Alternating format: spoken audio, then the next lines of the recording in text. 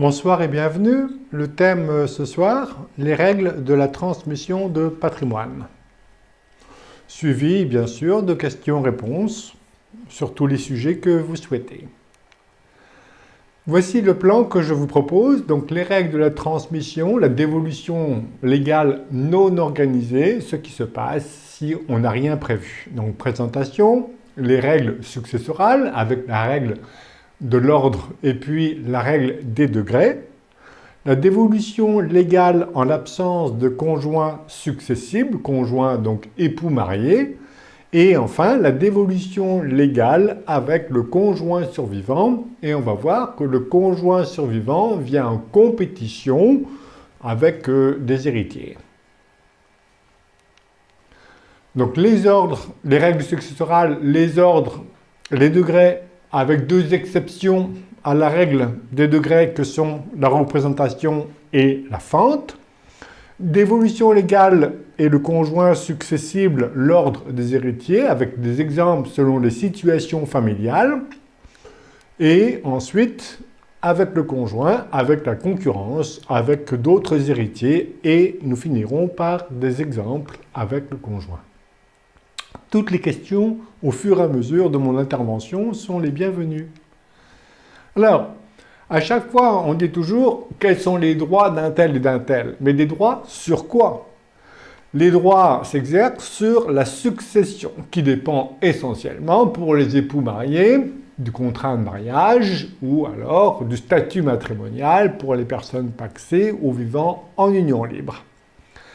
Et je précise que de quoi se compose la succession sur lesquelles s'exerceront les droits du conjoint survivant? Eh bien, la succession se compose des biens propres du défunt pour le régime communautaire plus la moitié des biens communs et pour les régimes séparatistes la moitié des biens indivis. Et s'il s'agit de régimes en communauté, les époux peuvent s'être consentis ce que l'on appelle des avantages matrimoniaux. L'avantage matrimonial, de quoi s'agit-il? Eh bien, ça déroge à la règle de partage par moitié des biens communs.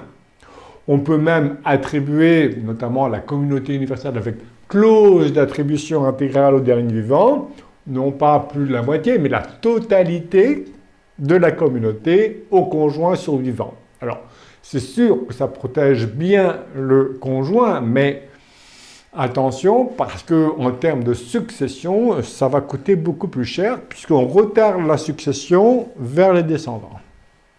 Et je trouve qu'il y a d'autres moyens pour protéger le conjoint, sauf si on veut déshériter ses enfants, bien sûr, ça peut arriver. Voilà. Et on va, bien sûr, aboutir au calcul de la moitié des biens communs ou de la moitié des biens indivis, après prise en compte des créances ou des récompenses. Les créances et les récompenses vont tenir compte, en fait, des transferts qu'il y a pu y avoir entre les patrimoines. Je prends un exemple. Voilà, selon la loi française, la propriété du sol l'emporte sur celle du dessus. C'est celui qui est propriétaire du terrain, qui est aussi propriétaire de l'immeuble qui a été construit sur le terrain, quand bien même il a été financé par le conjoint survivant. Eh bien, à ce moment-là, s'ils sont mariés sur le régime de la communauté, eh bien, ce propriétaire du terrain, qui est devenu propriétaire de l'immeuble, devra une récompense à son conjoint. Et les récompenses sont dues, quand on liquide le régime matrimonial, deux situations, le divorce, le décès. Donc ici, on se positionne dans un plan plus positif, on dit, positif, le décès ou le divorce, vous voyez que ce n'est pas très réjouissant. Enfin, bon, c'est comme ça. Donc à chaque fois, quels sont les droits, mais sur quoi ça s'exerce les droits? Et ensuite, donc, il y a partage. Et c'est sur la succession du défunt qui se compose de ses biens propres et de la moitié des biens communs ou de la moitié des biens indivis que vont s'exercer les droits du conjoint survivant.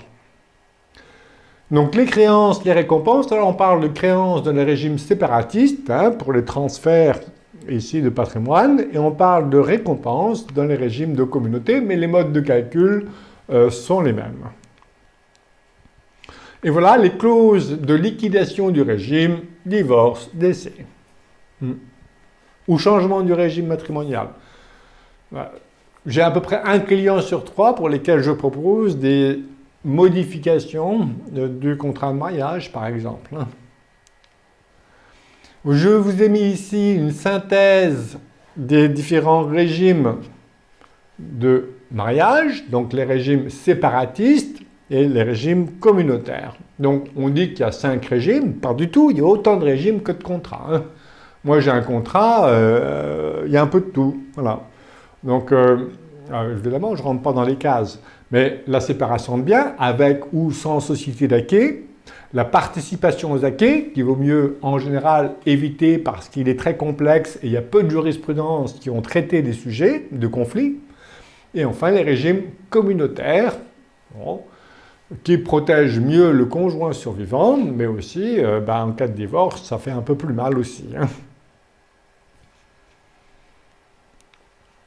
Et ici, de quoi s'exerce alors le conjoint ou le concubin ou le partenaire pacsé, quels sont les droits du survivant. Donc on distingue toujours le civil et le fiscal. Au plan civil, attention, pourquoi? Parce qu'il y a les règles de la réserve héréditaire qui va s'appliquer. Si la personne non mariée a des descendants, eh bien éventuellement, le survivant, concubin ou partenaire pacsé, aura droit à la quotité disponible ordinaire. Voilà, par testament. Et la quotité disponible ordinaire dépend du nombre d'enfants du défunt. Un enfant, la moitié de quotité disponible ordinaire, donc la moitié de réserve. 2 enfants, 1 tiers de quotité disponible ordinaire, 2 tiers de réserve. 3 enfants et plus, 1 quart de quotité disponible ordinaire, le solde, la réserve. Et si on se marie, eh bien c'est vrai qu'on va octroyer à l'époux, au conjoint survivant, des droits supplémentaires. Ça veut dire que, alors, soit on ne fait rien et on va avoir les droits légaux du conjoint survivant, ou alors on va faire une donation entre époux, avec 3 formes possibles, dans le contrat de mariage, par donation au dernier vivant ou par testament, et on va pouvoir lui octroyer éventuellement les 3 options. Attention à ces 3 options.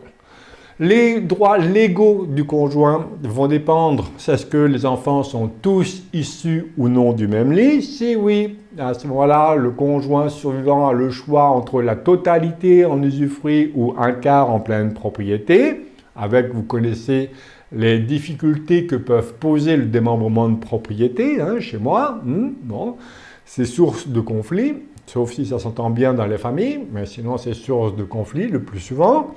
Et si un enfant n'est pas issu du même lit, à ce moment-là, le conjoint survivant ne peut pas choisir en usufruire, il a droit à 1 quart. Et d'ailleurs, si le défunt a disposé de ce quart pendant sa vie, eh bien le conjoint, il n'a pas d'autre choix que de n'avoir rien du tout, c'est épuisé.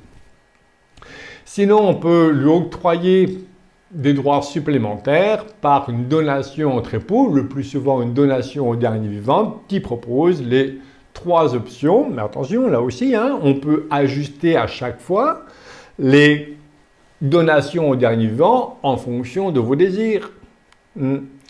Donc, la quotité disponible ordinaire, première option, ou la plus grande des quotités, c'est 1 quart en pleine propriété et 3 quarts en usufruit toujours de la succession qu'on a vue précédemment, ou alors la totalité en usufruit.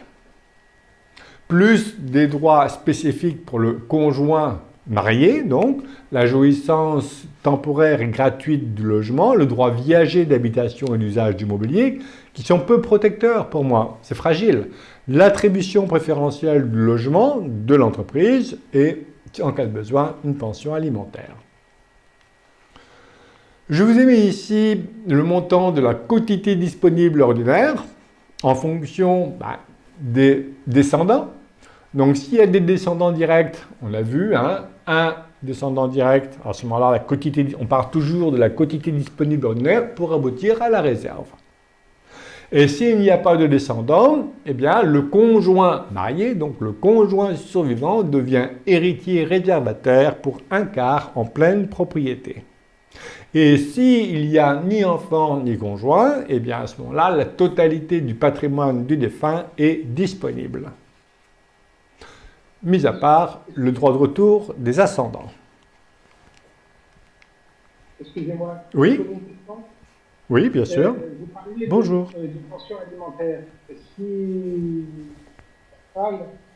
on est paxé et qu'en cas de décès, je décède, mes enfants peuvent verser une pension alimentaire à quelqu'un qui n'est pas marié avec moi? Non, ici, c'est pour les personnes mariées. Hein. C'est que pour les personnes mariées. Oui. Et en cas de besoin, est justifié, hein, c'est décidé par le juge. Hein. Même si les enfants ne sont pas du même lit, ils peuvent verser une pension alimentaire. Une pension alimentaire, ben je ne sais pas. Je n'ai pas la réponse. D'accord. Je n'ai pas la réponse. Mais c'est des cas assez rares. Hein. C'est vrai que je n'ai pas cette clientèle-là. Hein. Je n'ai jamais été confronté au sujet. Okay. Donc, je n'ai pas la réponse. Merci. Et voici donc les 3 options qu'on peut octroyer dans le cadre d'une donation entre époux. Les 3 options classiques, la quotité disponible qui dépend du nombre de descendants, ou un quart en pleine propriété, 3 quarts en usufruit. Les enfants n'héritent que de 3 quarts en nue propriété. Maman, tu meurs quand hein. C'est un peu, on attend. Hein. Voilà. Et sinon, ben, la totalité en usufruit, là aussi, on attend.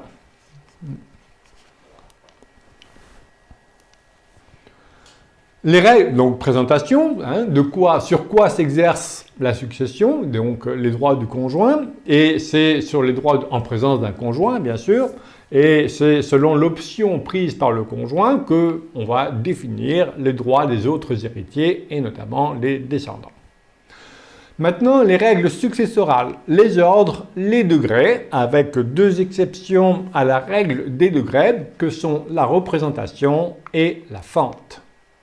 La dévolution légale en l'absence de conjoint successible, l'ordre des héritiers, et ensuite, avec conjoint survivant, l'ordre des héritiers. Les règles successorales. Les héritiers sont classés par ordre, et c'est toujours les héritiers du premier ordre qui prennent le tout. Les autres ordres subséquents, dehors. Voilà. Donc, la première chose à chaque fois définir, c'est de quel ordre sont les héritiers. On verra quels sont ces ordres-là. Un seul représentant dans l'ordre supérieur suffit à éliminer tous les ordres subséquents. Et l'ordre des héritiers va varier en fonction de la présence ou non d'un conjoint survivant. Et à l'intérieur de chaque ordre intervient la règle des degrés avec des exceptions.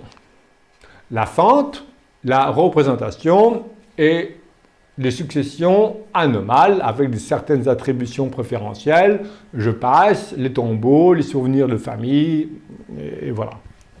Mais on va s'intéresser rapidement à la fente, mais surtout à la représentation. Et voici l'ordre des héritiers sans conjoint. 1. Les descendants. Descendants, donc les enfants, ou à défaut d'enfants, les petits-enfants par le jeu de la représentation. Et on va voir que la représentation va s'appliquer en ligne descendante directe dans l'ordre 1 et dans l'ordre 2 pour les collatéraux privilégiés, les frères et sœurs et donc les neveux et nièces. Donc, l'ordre. S'il y a un descendant ou quelqu'un qui vient en représentation, dehors pour les autres héritiers. Le deuxième ordre, s'il n'y a aucun descendant, ni direct ni par représentation, eh bien il va y avoir une compétition entre les ascendants privilégiés, père et mère du défunt, et ce qu'on appelle les collatéraux privilégiés, les frères et sœurs du défunt. Avec là aussi le jeu de la représentation. Voilà, si un frère ou une sœur est prédécédé ou renonce à la succession, eh bien, le neveu ou la nièce va venir en représentation. Et là, quand il y a compétition avec les parents du défunt, on va appliquer tout simplement la règle du quart. Des parents en compétition avec des frères et sœurs, un quart par parent vivant. Donc s'il y a les deux parents, la moitié, et donc la moitié pour les frères et sœurs. S'il n'y a qu'un frère ou qu'une sœur, un quart, trois quarts pour les autres héritiers, et donc pour les ascendants privilégiés, pour les collatéraux privilégiés. Il n'y a ni descendants, ni ascendants privilégiés, père et mère du défunt, ni frères et sœurs, ni neveux et nièces par le jeu de la représentation. On vient dans le troisième ordre, et ce sont les ascendants ordinaires, grand-père, grand-mère du défunt. Après, ensuite, le quatrième ordre, les collatéraux ordinaires, et ensuite, l'État.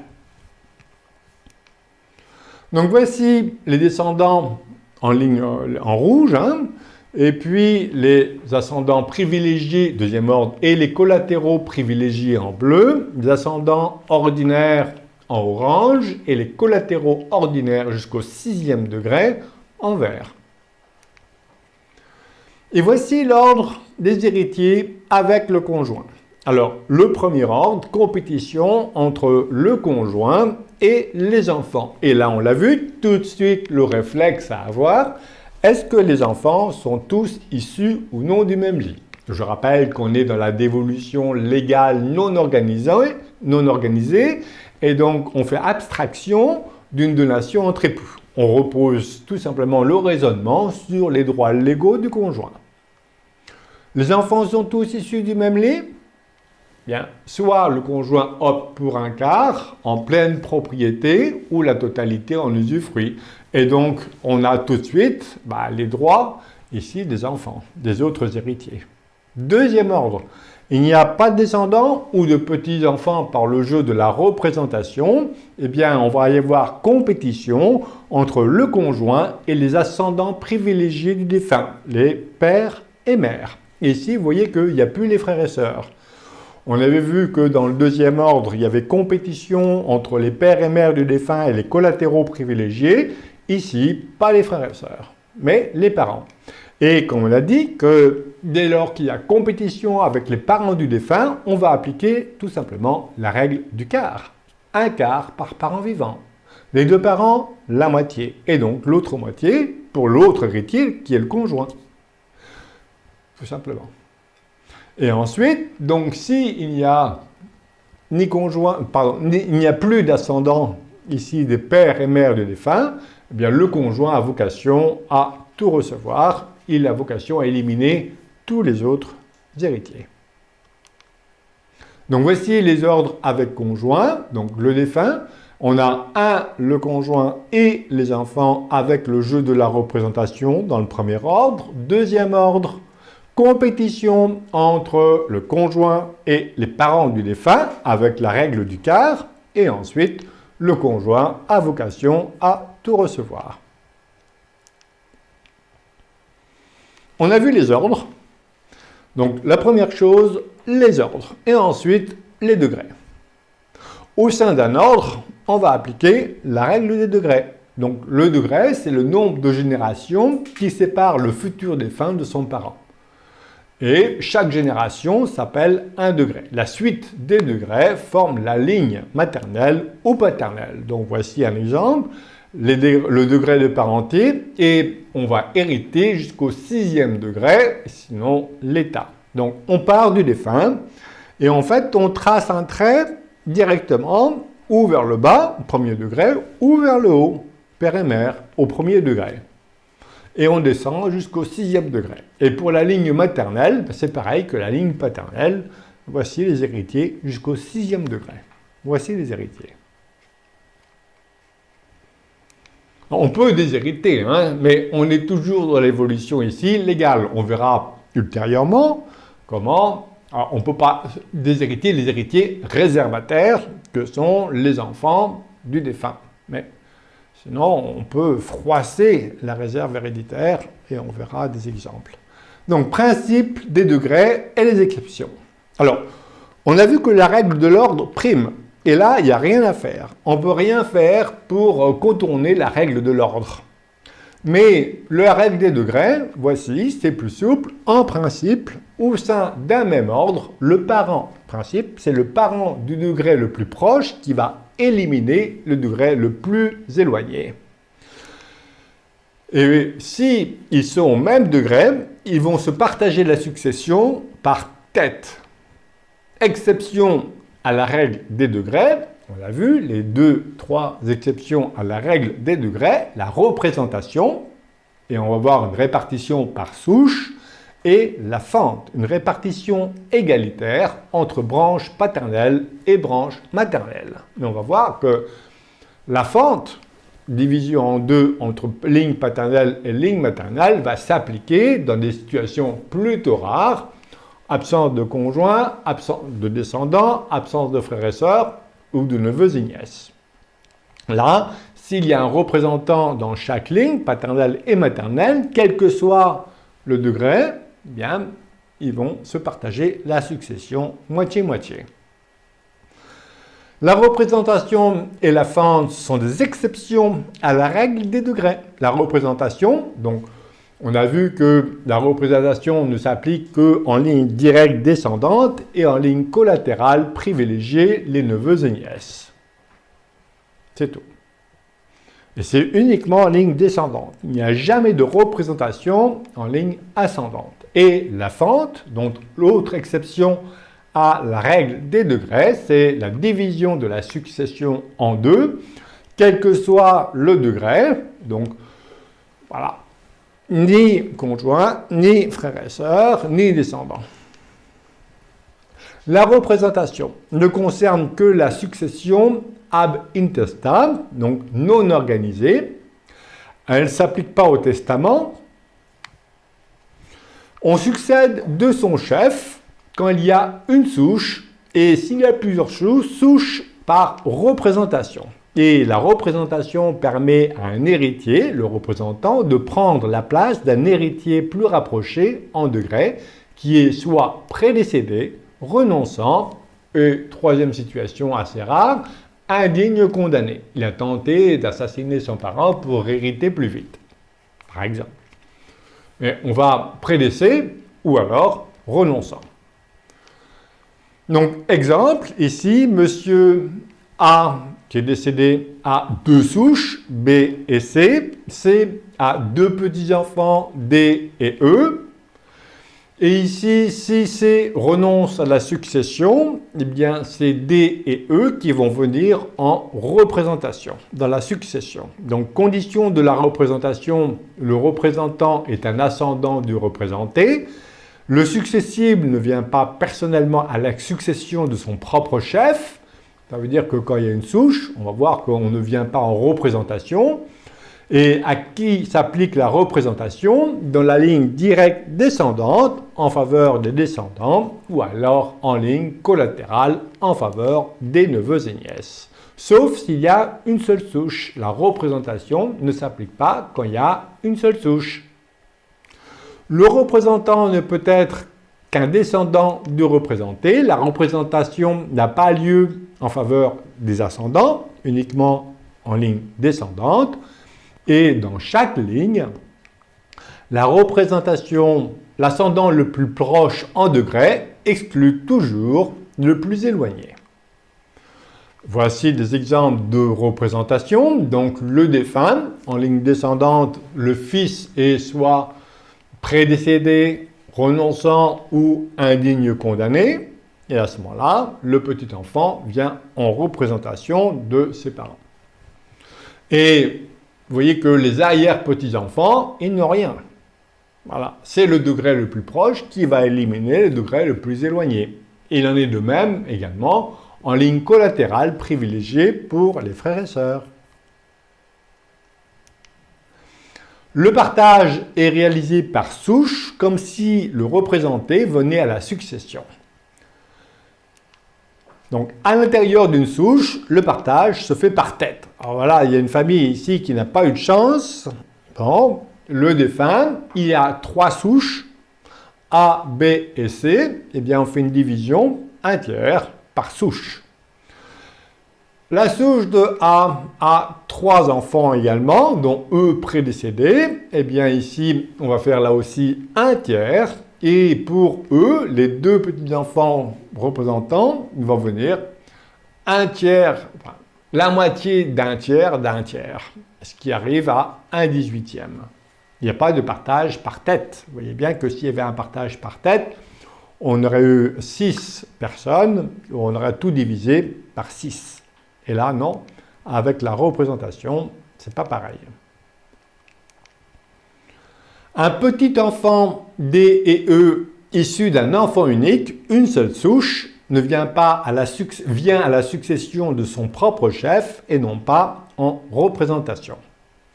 Pareil, en ligne collatérale, il n'y a pas de représentation en présence d'une seule souche au plan civil. Et au plan fiscal, eh bien, alors au plan d'abord civil et au plan fiscal, les conséquences, c'est qu'au plan civil, il n'y a pas de représentation, donc les héritiers D et E sont tenus au rapport non pas fiscal, mais au rapport civil. Vous savez que le rapport est une institution qui vise à s'assurer que l'égalité entre héritiers a été respectée. Et donc, chaque héritier, jusqu'au 6e degré, va devoir rapporter les libéralités qu'il a reçues pour savoir si l'égalité était respectée avec les autres héritiers. Ça fait mal, hein? Mais, alors, on verra plus tard que, par exemple, la donation-partage n'est pas rapportable à la succession. Ou alors, on peut écarter aussi le rapport pour les donations. Et si on hérite de son chef, eh bien à ce moment-là, les héritiers ne sont pas tenus au rapport. Le rapport est écarté. Voilà. Et au plan fiscal, également une conséquence. Normalement, voilà, au niveau des droits de mutation à titre gratuit pour l'abattement, le principe des petits-enfants D et E qui viennent en représentation, eh bien, se partagent l'abattement aujourd'hui de 100 000 €. Et les petits-enfants venant à la succession de son propre chef, ah non, il n'y a qu'un abattement de 1 500 €, mais l'administration fiscale tolère qu'il y ait un partage de l'abattement pour les petits-enfants en ligne directe descendante, mais non, cet abattement-là ne s'applique pas pour les neveux et nièces.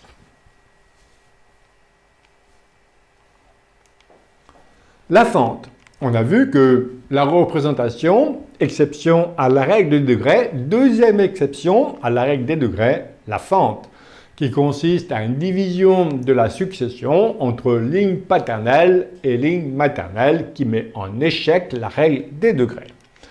Et vous voyez que, situation assez rare, la fente s'applique en l'absence de conjoints survivants, de descendants et de collatéraux privilégiés de frères et sœurs et de neveux et nièces. Voilà. Sinon, dès lors qu'il y a un représentant dans chaque ligne paternelle et maternelle, la fente.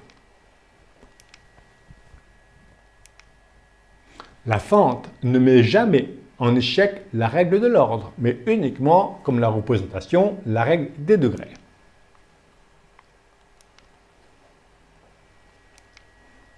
Exemple de fente, le défunt qui laisse sa mère, un oncle et tante, ici du côté maternel, et un oncle du côté paternel, eh bien à ce moment-là, il y a un représentant dans chaque ligne. Il n'y a ni conjoint, ni enfant, ni neveux et nièces, ni frères et sœurs.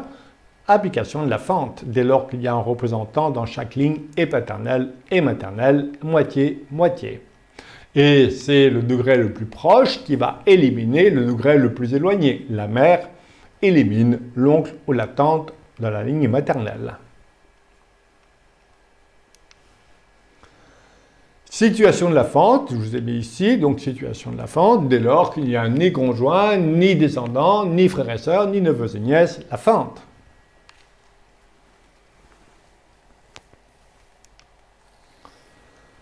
Troisième point, donc les règles successorales, on a vu. Ici, en l'absence de conjoint survivant, on vient de voir la règle de l'ordre des degrés, la représentation. Et je vais revenir sur en l'absence de conjoint successible. Oui, Oui, je vous coupe un instant. oui. Dans le cadre de la fente, s'il y a dans la branche, dans l'une des deux branches, paternelle ou maternelle, des représentants de même niveau, de même ordre, de même degré, à ce moment-là, ils se partagent la moitié qui va de leur côté? C'est exemple. J'en ai pas. Ah, Justement, c'est pas. Est-ce que c'est possible qu'il y ait, qu'on se trouve avec. Là, on a vu qu'il y avait un oncle, il pourrait y en avoir deux, par exemple.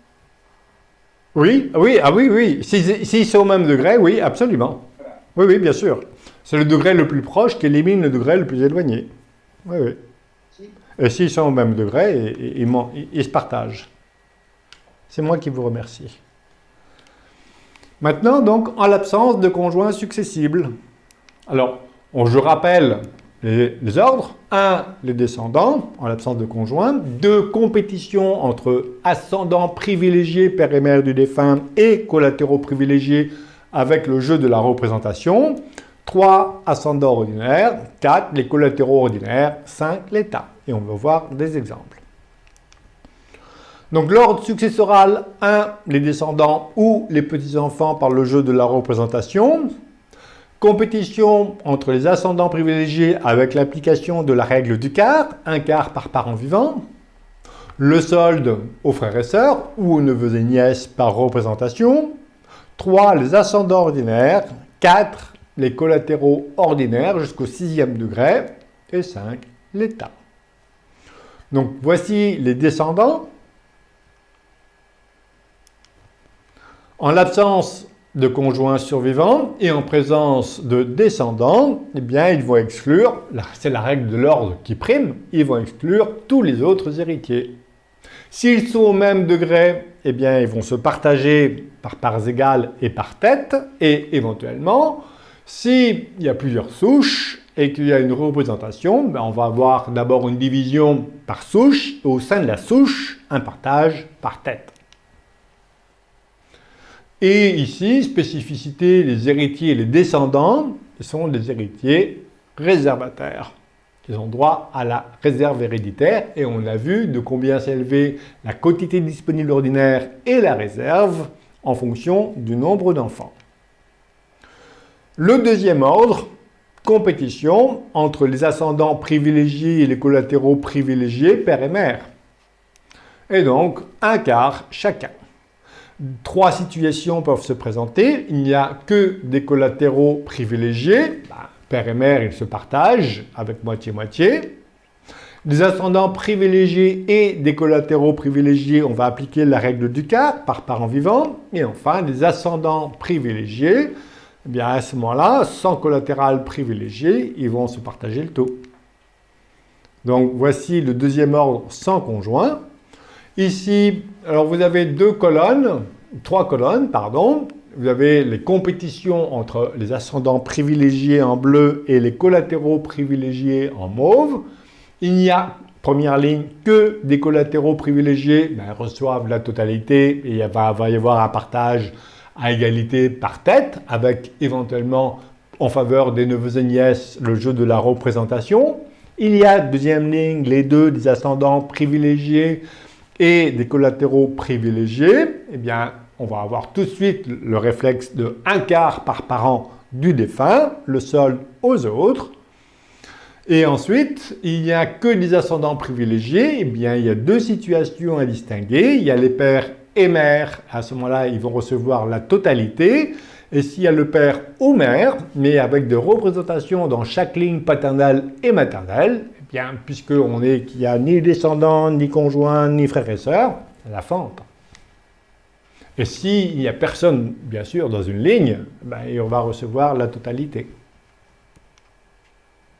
Donc voilà le détail, je passe. Les collatéraux privilégiés, un quart. Pardon, les collatéraux, les frères et sœurs, donc soit ils vont prendre la totalité, avec éventuellement l'application de la représentation s'il y a plusieurs souches. Des ascendants privilégiés, des collatéraux privilégiés, un quart par ascendant privilégié, le solde aux autres. avec éventuellement le droit de retour légal des parents. Le droit de retour légal des parents qu'on voit ici, on voit souvent dans les actes de donation un droit de retour conventionnel, hein, en plus, qui vient renforcer le droit de retour légal des parents. Donc ici, on a les deux parents, eh bien un quart chacun, le solde aux frères et sœurs, la moitié, et s'il n'y a qu'un seul quart, les trois quarts pour les frères et sœurs, avec éventuellement l'application de la représentation. S'il n'y a que les ascendants privilégiés, père, grand-père, grand-mère du défunt, ils prennent, et sinon, avec l'application éventuellement de la fente. Et s'il n'y a pas de représentant dans une ligne, eh bien, il va prendre le tout. Et c'est le degré le plus proche qui va éliminer le degré le plus éloigné. Voilà, ici, la fente. La fente. Voilà, hein, vous m'avez interrogé tout à l'heure sur au même degré, bien, le grand-père paternel et la grand-mère paternelle vont se partager un quart chacun, puisqu'ils sont du même degré. Et plus le droit de retour légal au profit des ascendants privilégiés des pères et mères. En l'absence de descendants, c'est pour ça que bien souvent dans les actes de donation, on va voir un droit de retour conventionnel qui va s'appliquer, y compris quand il y a des descendants. Mais s'il n'y a pas de descendants, c'est le droit de retour légal qui s'applique.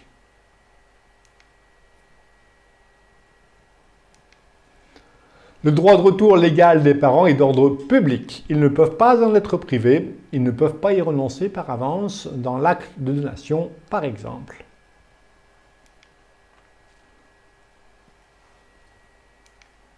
Droit de retour légal des parents, donc deux conditions. Le défunt décède sans postérité, sans descendants, et ses pères et mères, ou l'un d'eux, survit. Le droit de retour légal, la limite, c'est les biens qu'ils avaient donnés dans la limite de leurs droits, à savoir un quart de la succession s'il y a un seul parent vivant, ou la moitié s'ils sont là tous les deux.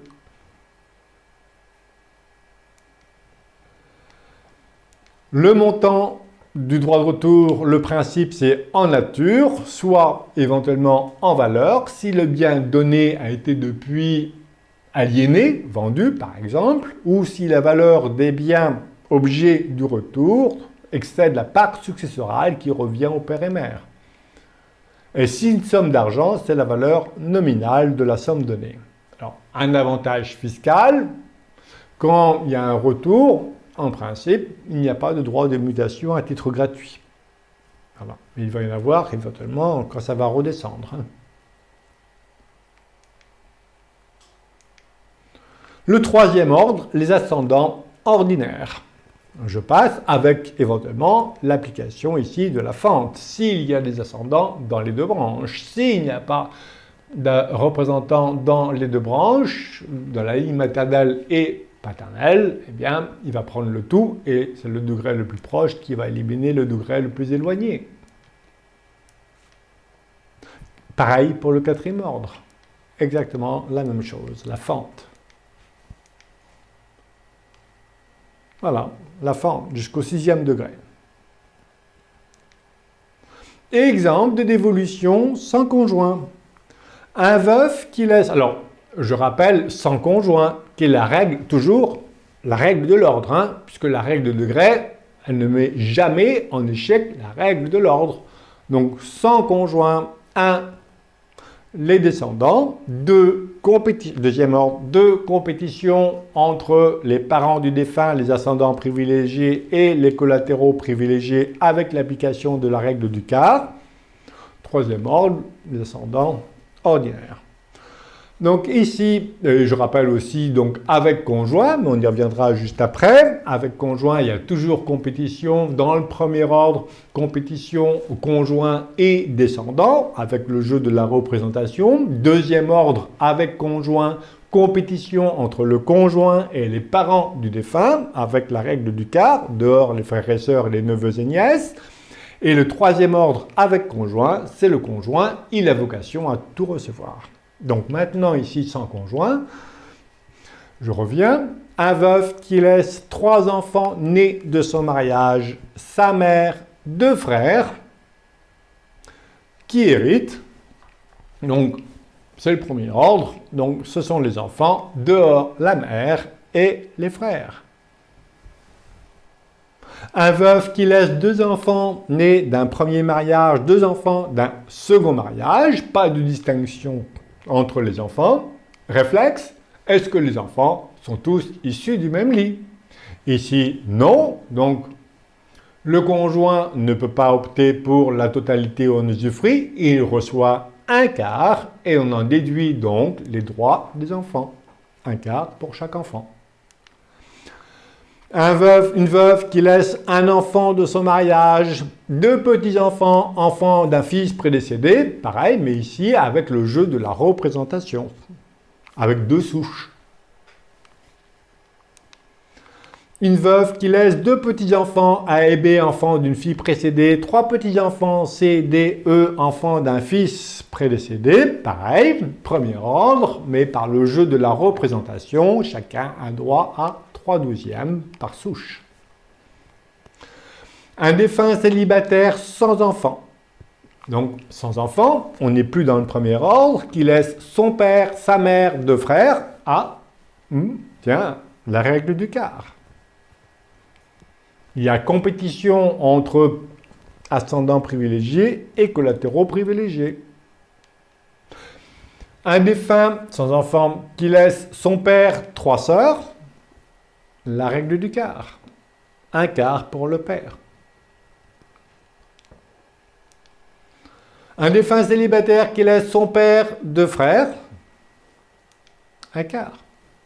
Un défunt célibataire qui laisse son père et sa mère, 2 cousins germains. Les cousins germains n'ont rien à faire ici. Bon, on les salue bien quand même. Et donc ici, le père et mère vont tout prendre. Puisqu'ils sont dans les autres ordres. Hein. Un défunt célibataire ou veuf qui laisse son père, 2 neveux représentant un frère décédé.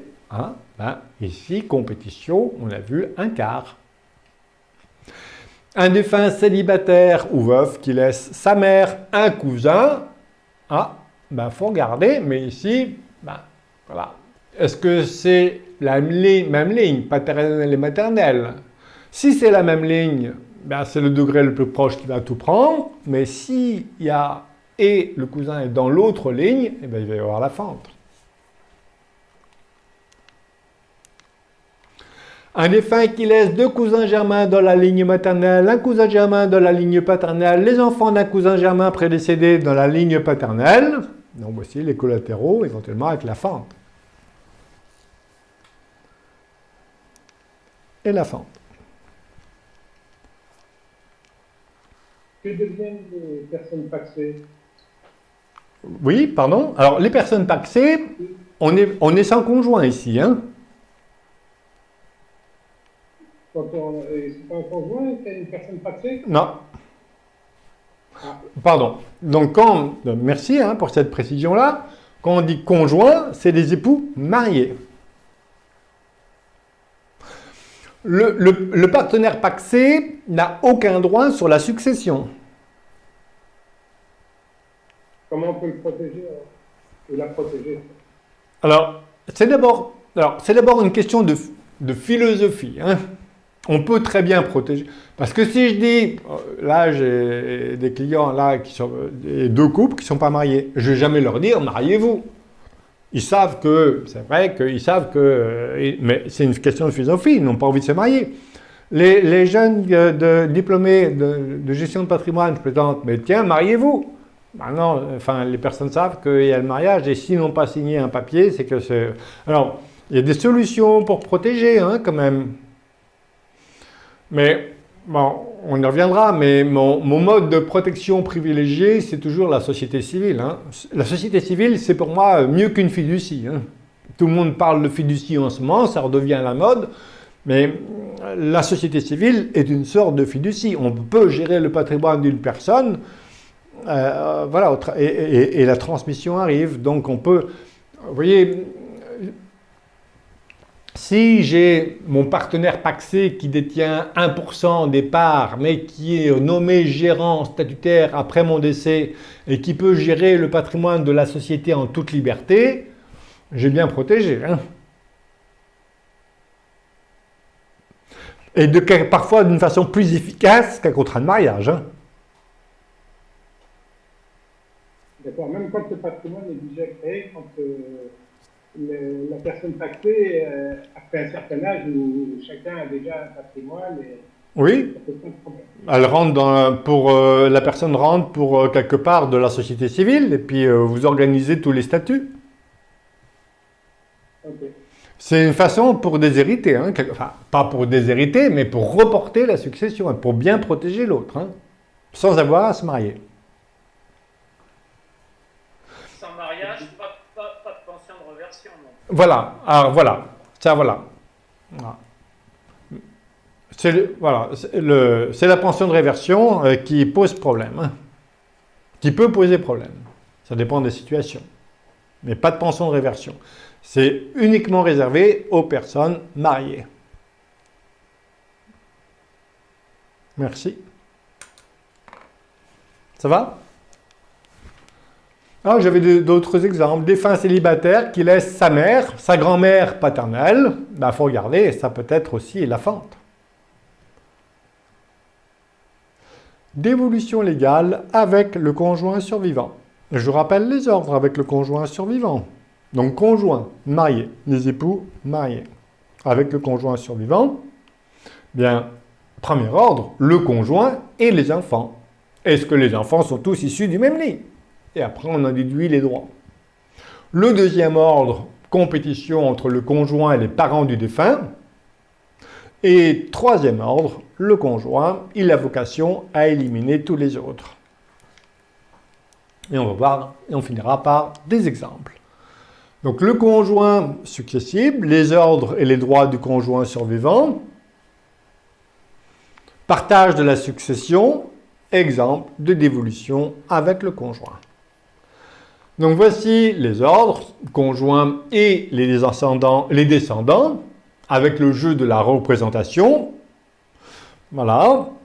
Et s'il y a un représentant, un descendant, eh bien à ce moment-là, il élimine tous les autres. S'il n'y a pas de descendant, on rentre dans le deuxième ordre, et à ce moment-là, éventuellement, compétition entre le conjoint et les parents du défunt avec la règle du quart. Et s'il n'y a pas des parents, eh bien, à ce moment-là, c'est le conjoint, il a vocation à éliminer, sauf une exception, mais qu'on ne verra pas aujourd'hui, c'est sur les biens de famille pour le droit de retour en faveur des frères et sœurs, les biens de famille.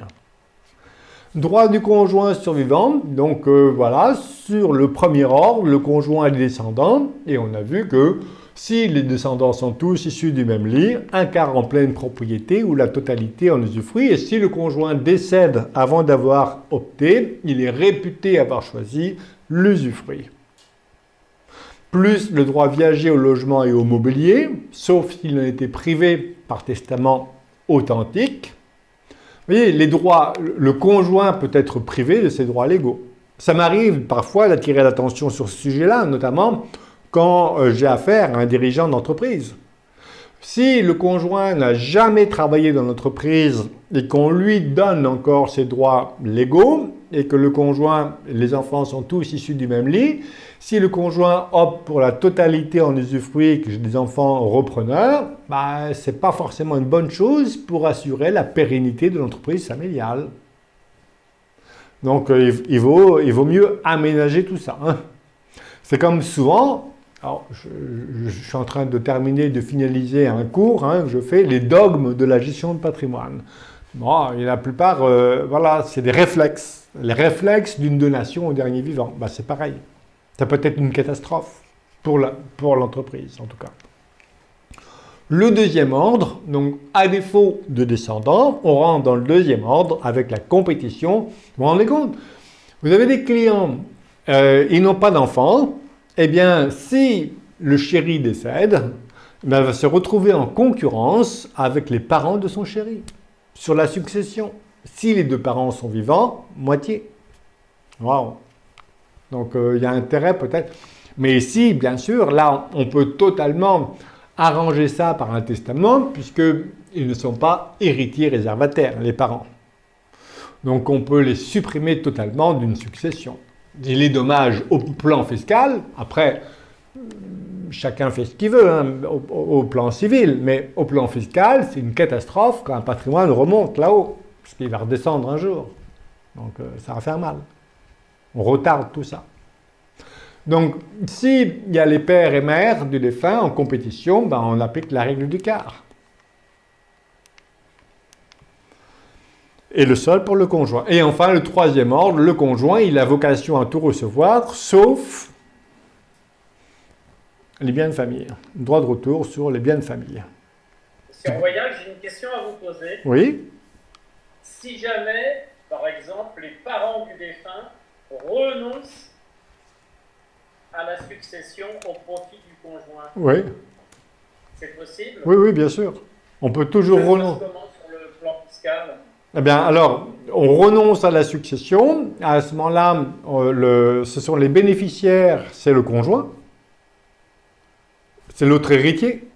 Donc, c'est lui qui va tout recevoir. Et le conjoint est exonéré de droit de succession. C'est un peu... Ok, merci. Voilà.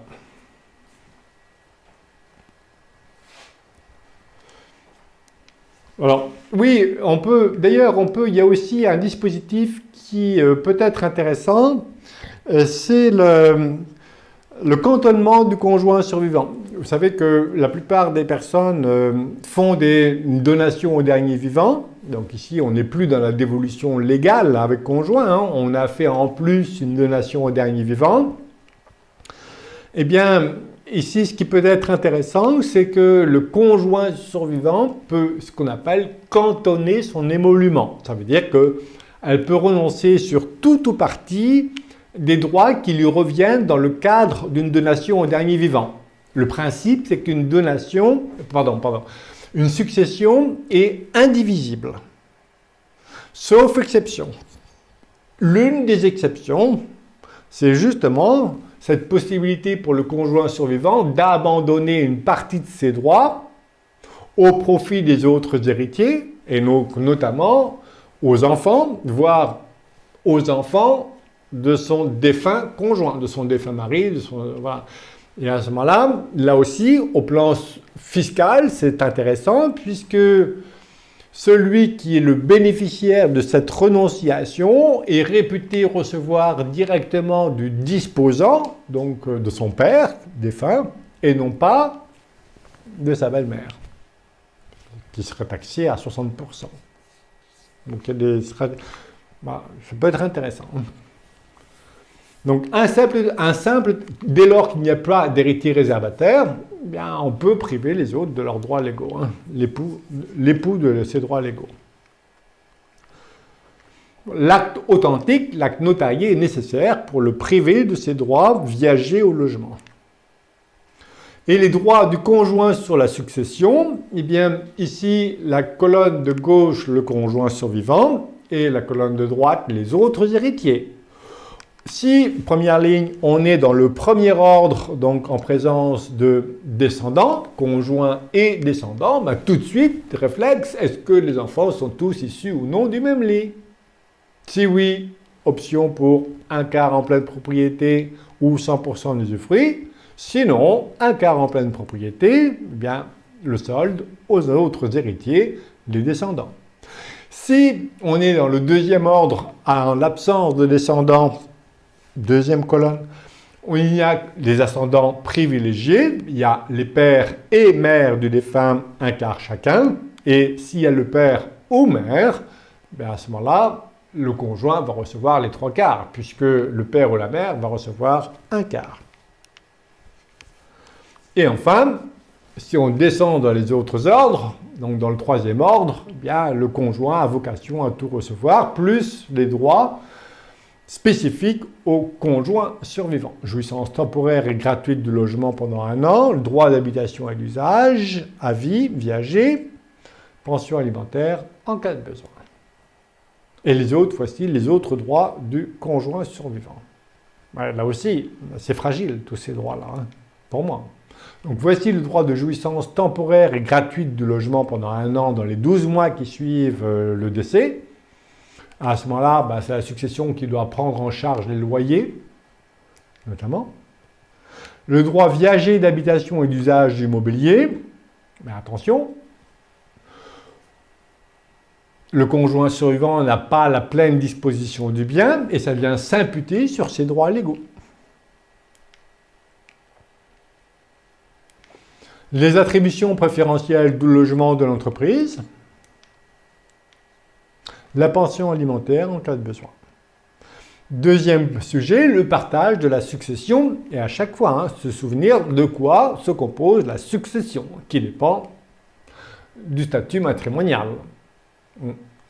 Le conjoint survivant, marié et les descendants, donc tous les descendants sont issus des 2 époux. On a vu le choix entre les 2 options, usufruit ou un quart en pleine propriété.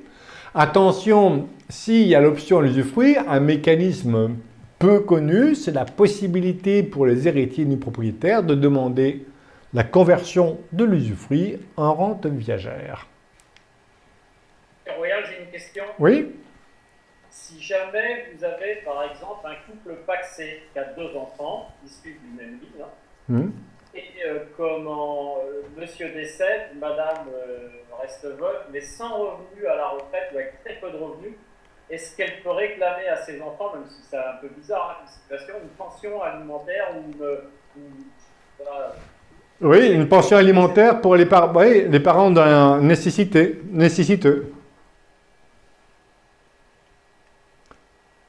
C'est oui.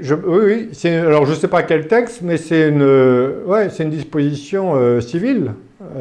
Si les enfants ne sont pas ses enfants, mais les enfants ne sont pas... Ah ben non, je ne pense pas. Non, ça je ne pense pas. Alors, là aussi, je connais mal ces situations-là. Ce n'est pas ma clientèle, on va dire ça comme ça. Mais il n'y a pas de liens familiaux. Voilà, on ne sait jamais. Ouais. Merci. De rien. Un conjoint survivant et ascendant privilégié, il n'y a pas de descendant, eh bien, on applique la règle du quart. Père et mère du défunt, un quart par parent, un demi pour le conjoint. S'il n'y a qu'un parent, 3 quarts pour le conjoint. Et s'il n'y a pas de descendant, le conjoint survivant devient héritier réservataire pour 1 quart en pleine propriété de la succession de son défunt, du défunt mari, ou de l'époux. Voilà. Et si le conjoint survivant est en compétition avec les collatéraux privilégiés, eh bien, en principe, le conjoint prend tout, sauf le droit de retour légal des frères et sœurs sur les biens de famille. Ça peut être catastrophique, ça, sur les biens de famille. Donc, comment? En présence du conjoint survivant, en l'absence de descendants et d'ascendants, qui, les frères et sœurs du défunt ou leurs descendants, par la représentation, ils peuvent y renoncer. Mais vous savez, bon, quand l'argent est en jeu, en général, ils peuvent en être privés par les parents par testament. Ça, il vaut mieux le prévoir. Quoi? La moitié des biens de famille, la moitié des biens que le défunt a reçus de ses parents à titre gratuit, notamment par donation ou succession, dès lors que ces biens se retrouvent en nature, c'est le cas de l'entreprise. L'entreprise où il n'y a pas eu d'enfants notamment, il y a des frères et sœurs, et pas de descendants, eh bien il va y avoir éventuellement, si une donation, le droit de retour sur les biens de famille, donc l'entreprise qui est toujours là. Et le conjoint survivant du chef d'entreprise, eh bien, aura que la moitié et les autres aux frères et sœurs. C'est une catastrophe. Donc, je vous ai mis ici un exemple. Arnaud est veuf, il a 2 enfants B et C. Il donne l'entreprise à Bruno, marié à Raphaël. Ils n'ont pas d'enfants, absence de descendants. Arnaud décède, il n'y a plus de droit de retour. Voilà, et bien à ce moment-là, ça va être le retour des frères et sœurs sur les biens de famille qui va s'appliquer. Et l'entreprise va devoir être partagée pour moitié entre le conjoint du chef d'entreprise et la moitié à sa sœur Christine. il y a de fortes chances pour que l'entreprise ne survive pas à cette opération-là, d'autant plus que contrairement au droit de retour légal des parents pour lesquels, au plan fiscal, il n'y avait pas de droit de mutation à titre gratuit, là, il va y en avoir en ligne collatérale. Donc, l'entreprise doit être vendue rien que pour payer les droits de mutation à titre gratuit. Je vous ai mis ici un comparatif entre les droits de retour légaux des ascendants privilégiés, père, mère, sur les biens donnés et sur les collatéraux privilégiés sur les biens de famille, avec les situations familiales. Donc, méfiance sur ces droits de retour. Quatrième point, donc conjoint survivant et ascendant ordinaire, le conjoint va recevoir la totalité en pleine propriété, sauf éventuellement un droit de créance alimentaire. C'est sans doute ce à quoi vous faisiez allusion, sans doute, tout à l'heure. Et s'il n'y a que le conjoint survivant et les collatéraux ordinaires, le conjoint va tout recevoir. Exemple. Le défunt qui laisse, alors on est toujours ici avec conjoint, donc je rappelle les ordres avec conjoint. 1, le conjoint, premier ordre, le conjoint et les descendants avec le jeu de la représentation. Deuxième ordre, le conjoint et les parents du défunt, puis les frères et sœurs. Troisième ordre, le conjoint, sauf éventuellement le droit de retour des frères et sœurs sur les biens de famille. Donc on y va, le défunt qui laisse son épouse, 2 cousins germains, le conjoint, le cousin germain dehors, ils sont dans les ordres subséquents, l'épouse va tout recevoir. Un époux qui laisse son conjoint 2 enfants, réflexe, est-ce que les enfants sont tous issus ou non du même lit? Une épouse qui laisse son conjoint 2 enfants nés d'un précédent mariage, le conjoint ne peut pas opter pour l'usufruit, il ne peut recevoir qu'un quart en pleine propriété, le solde pour les enfants. Un époux qui laisse son conjoint un enfant né d'un précédent mariage, un enfant né du ménage, pas de distinction entre les enfants, mais le conjoint ne peut pas choisir pour la totalité en usufruit, et donc un quart en pleine propriété pour le conjoint, le sol pour les enfants. Un défunt marié, cet enfant qui laisse son conjoint, ses pères et mères, le frère, on est ici dans le deuxième ordre, il n'y a pas de descendants. On a vu que dans le deuxième ordre, il y a compétition entre le conjoint survivant et les parents du défunt, le frère, rien du tout, il sort. Donc ici, père et mère, et tout de suite, le réflexe, un quart chacun. Un défunt marié qui laisse son conjoint, son père, un neveu, fils d'un frère germain décédé. Mais on s'en fiche, dehors le neveu, puisque ici les collatéraux privilégiés n'appartiennent à aucun ordre. Ici, il va y avoir partage entre le conjoint et le père pour un quart pour le père, le sol pour le conjoint. Merci à vous.